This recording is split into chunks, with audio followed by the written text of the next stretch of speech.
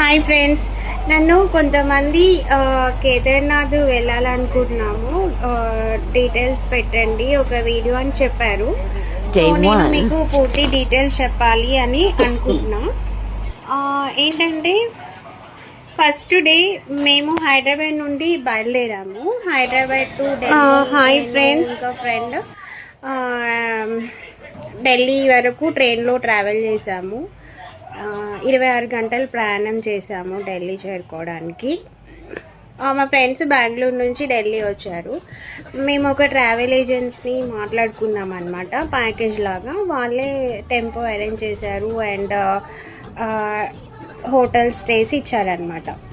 మిగతావన్నీ మనవే ఉంటాయి మొత్తం.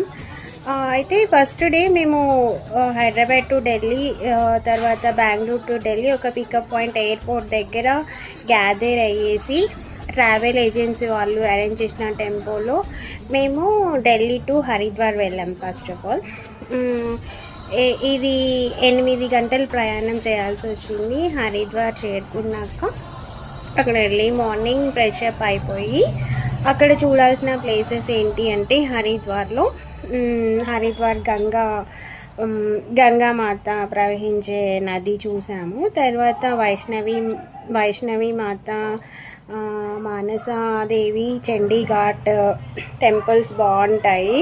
వైష్ణవీదేవి టెంపుల్కి వెళ్ళాలన్నా, చండీఘాట్ వెళ్ళాలన్నా అక్కడ నార్మల్ ట్రావెల్ ఉండదు, రోప్వే ఉంటుందన్నమాట.